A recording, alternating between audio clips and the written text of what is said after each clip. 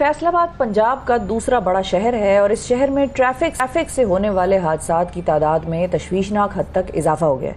गुज़िश्ता 6 माह की अगर बात की जाए तो इसमें फैसलाबाद में 14,000 से ज़ायद हादसात हुए हैं, जिनमें 10,300 के करीब हादसात मोटरसाइकिल सवारों के थे। यही वजह है कि शहर के अस्पतालों में रोज़ाना दर्जनों अफराद लाए जा रहे हैं और इनमें किसी को सर पर चोट लगी है तो किसी की हड्डियाँ टूटी हुई हैं। अगर ज़िले की बात की जाए तो रोज़ाना की बुनियाद पर सर की चोट वाले 45 से 50 केसेस, जबकि 70 से 80 अफराद जो हैं वो अपनी हड्डियां तोड़वाकर अस्पतालों में दाखिल हो रहे हैं। अब हादसात में इजाफे की वजह से पंजाब की जो रेस्क्यू 1112 सर्विस है उसका काम भी बढ़ गया है। इस शानदार इदारे के लोग ज़ाहिर है पूरी तनदेही से लोगों को फौरी तिब्बी इमदाद देकर अस्पताल पहुंचाने का फरीज़ा सर अंजाम दे रहे हैं। फैसलाबाद में हादसात की बढ़ती हुई शरह की वजूहात क्या हैं और ट्रैफिक कवानीन से लोगों को आगाही कैसे दिलाई जा सकती है, इस मौजू पर हम बात करेंगे। हमारे साथ मौजूद हैं रेस्क्यू 1112 के director general doctor Mohammad Rizwan sahab, neuro surgeon doctor Akmal Hussain हमारे साथ मौजूद हैं और मकसूद अहमद लोन साहब हैं जो कि CTO फैसलाबाद हैं। अस्सलाम वालेकुम जी, आप तीनों को खुशामदीद कहते हैं हम अपने प्रोग्राम में।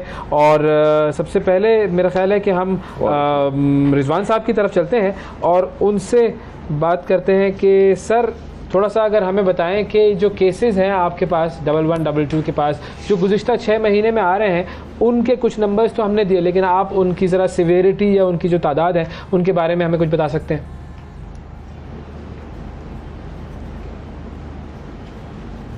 जी, इस वक्त अगर आप देखिए तो रेस्क्यू 1112 ने जब से अपना शुरू किया प्रोसेस तो 2004 में लाहौर से फिर ग्रेजुअली दूसरे शहरों में एक्सपेंशन हुई। अब तक हम 36 लाख ट्रैफिक हादसात को जो है वो रिस्पॉन्ड कर चुके हैं। और अगर मैं सिर्फ कल की शरह देखूं तो इस वक्त कल 11,126 यानी 1100 से ज़्यादा ट्रैफिक हादसात थे जो कि हुए। और अगर उसमें आगे शरह देखी जाए तो तकरीबन उसमें से 632 लोग ऐसे थे जो कि एडमिट हुए, यानी उनको कोई ना कोई उसके बाद माजूरी होगी।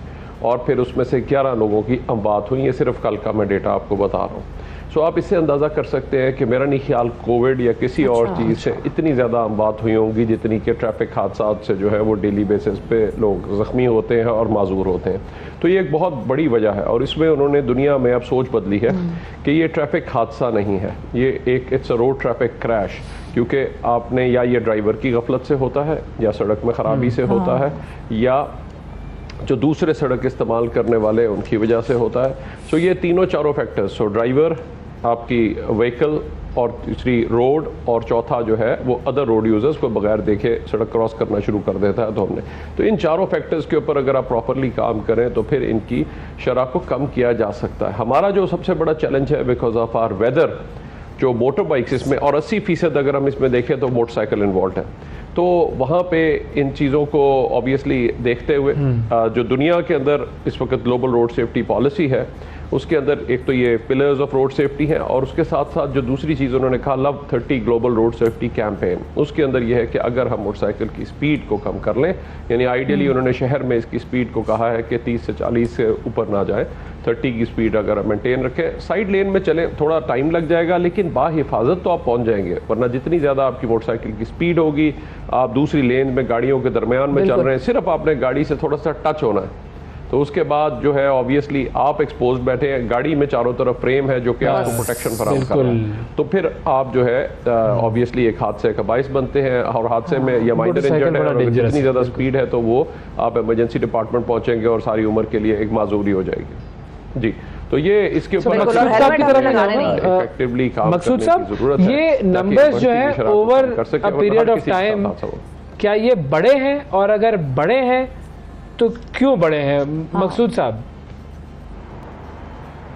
जी, इस सिलसिले में मैं अर्ज करूंगा, लेकिन किसी भी हादसा की जो शरह बढ़ी है उसकी कुछ रीज़न है जो कि डॉक्टर साहब रिजवान साहब ने भी बताई है कि हमारा जो 3E का फार्मूला उस पर अमल करना पड़ेगा।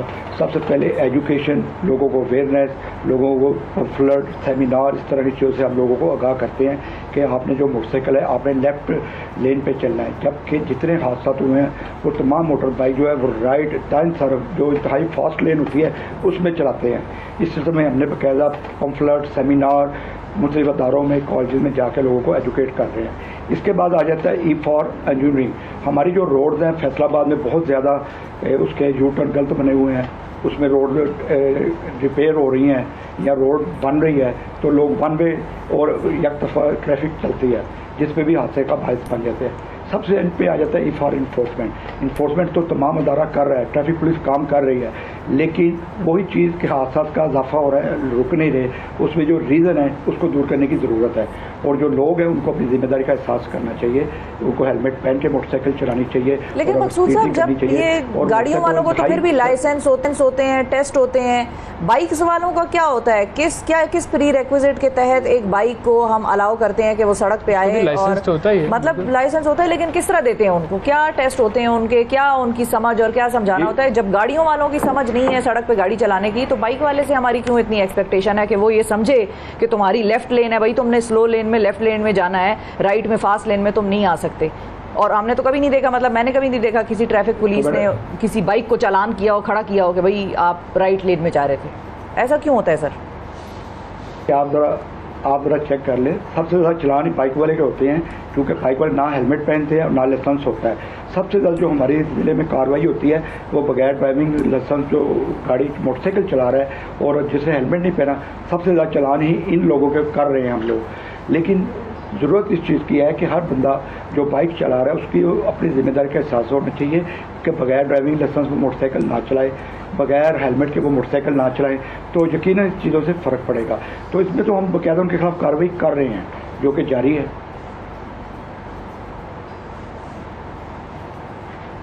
बिल्कुल ठीक, सही है जी। अकमल साहब, आपकी तरफ आऊँगा, डॉक्टर अकमल साहब। सर, सिवियरिटी हम सब जानते हैं कि बाइक के एक्सीडेंट्स की ज़्यादा होती है, बाइक इतनी ज़्यादा सेफ नहीं होती है। कुछ आप हमें बता सकते हैं कि जो बाइक के एक्सीडेंट्स आपके पास आ रहे हैं वो कितने ज़्यादा ख़तरनाक आ रहे हैं, और हेलमेट ना पहनने की वजह से कोई केसेस आप बता सकते हैं कि लोगों को थोड़ी सी ज़रा अकल आए उनको? शुक्रिया। सबसे बड़ा मसला जो हमारे साथ पेश आ रहा है कि ये मोटरसाइकिल हेलमेट ना पहनने से सर के ऊपर जो चोट लगती है, लोगों को ये नहीं पता कि टांग की या बाजू की हड्डी तो जुड़ जाती है, लेकिन जो ब्रेन डैमेज किसी बंदे का हो जाता है वो रिपेयरेबल नहीं है। कुदरत ने कुछ चीज़ें, आँख है, ब्रेन है, ये रिपेयर नहीं हो सकते, तो उसको परमानेंट डिसेबिलिटी हो जाती है, मजदूरी हो जाती है, वो उसका शिकार हो जाता है। दूसरी बात जो बदकिस्मती की है कि ये सारे के सारे यंग एडल्ट्स होते हैं जो अपनी फैमिलीज के अर्निंग हैंड्स होते हैं। जब एक बच्चा जो 18-20 साल का है वो अपनी जॉब पे जा रहा है और उसने हेलमेट नहीं पहना, उसको चोट लग गई, तो पूरी की पूरी फैमिली सफ़र करती है, और उसकी डिसेबिलिटी ना सिर्फ उसकी फैमिली के माशी मसाइल का में इजाफा करती है, बल्कि जो हमारा हेल्थ केयर सिस्टम है उसको भी ओवरबर्डन करती है। और फिर अगर खुदा ना खास्ता परमानेंट डिसेबिलिटी हो जाए तो फिर वो लाइफ लॉन्ग ये एक लाइबिलिटी बन जाती है फैमिली के लिए भी और मुआशरे के लिए। बिल्कुल सही है। अच्छा, हम ये जान सकते हैं डॉक्टर साहब आपसे कि कौन सी ऐसे हादसात या किस किस्म के हादसात ऐसे होते हैं कि अगर वो हेलमेट पहना हुआ हो तो फलां किस्म की इंजरी जो है वो प्रिवेंट हो जाएगी? कुछ बता सकते हैं मेडिकल पर्सपेक्टिव? सबसे पहले हेलमेट ब्रेन जी श्योर। सबसे अहम चीज़ जो हमने बचाना होता है वो ब्रेन को बचाना होता है। तो आजकल जो हेड इंजरी की क्लासिफिकेशन, जो इम्पैक्ट डैमेज है ना, जिस वक्त आप हिट करते हो, जो चीज़ हेलमेट अगर आपने पहना है तो ब्रेन बच जाएगा, अगर आपने हेलमेट नहीं पहना तो इम्पैक्ट डैमेज इतना शदीद हो जाएगा, डॉक्टर दुनिया के किसी भी खिते में हो वो कुछ उस इम्पैक्ट डैमेज को दुरुस्त नहीं कर सकते। तो मैं समझता हूँ कि हेलमेट आपके सबसे इम्पॉर्टेंट, क्योंकि दिमाग का मतलब है कि आपकी राइट साइड का फालज हो सकता है, लेफ्ट का फालज हो सकता है, आपको कोई और माजूरी हो सकती है, तो हेलमेट आपको इन तमाम चीज़ों से बचाता है। और काफ़ी हद तक मैंने देखा है कि एक ही बाइक पे अगर ड्राइवर ने हेलमेट पहना हुआ और दूसरे ने नहीं पहना हुआ तो जो उसको इम्पैक्ट डैमेज हुआ उससे कई गुना ज़्यादा हुआ, और बहुत सारे लोग इसकी वजह से जान से भी चले गए।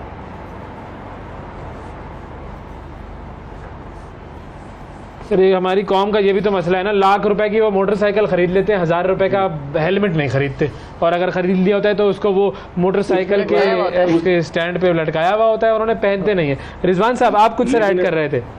लेकिन सर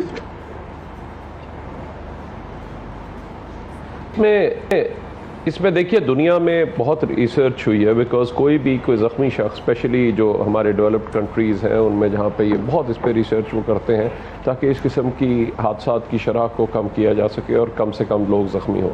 अब जो है इसमें अगर आप देखिए तो जो है हमारी आई ग्लोबल रोड सेफ्टी पॉलिसी जो पहले थी 2011 से 2020 तक, और उसमें ऑब्वियसली जो हमारे जिस तरह पाकिस्तान है इस तरह के कुछ और ममालिक जो है वहाँ पे जब मोटरसाइकिलों की शरह बहुत ज़्यादा बढ़ी, उसकी वजह आई थिंक एक सस्ती ट्रांसपोर्ट है और दूसरा हमारा वेदर है। उसी के मुताबिक आपको जो हेलमेट भी चाहिए वो भी यूज़र फ्रेंडली हेलमेट चाहिए ताकि हर बंदा उसको पहने, प्रॉपर स्ट्रैप करे और फिर उसकी इन्फोर्समेंट को यकीनी बनाना, जिस तरह हमने साइड लेन पे बात की।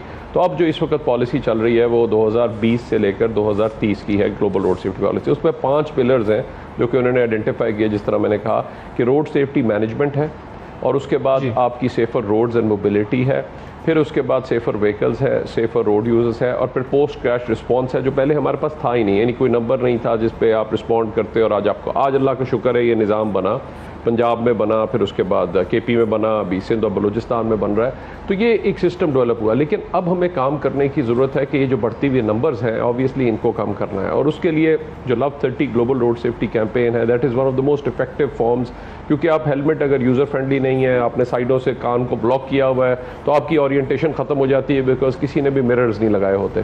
सो इसलिए ये प्रॉब्लम्स हैं जिनको कि आपने रियलिस्टिकली देखना है, और उसके लिए अंदर उसकी सेफ्टी है, डॉट सर्टिफिकेशन है, बहुत सारे इशूज़ हैं, मैं उनकी तफसील में इस वक्त नहीं जाना चाहता। मेरी सबसे अपील सिर्फ आज मीडिया के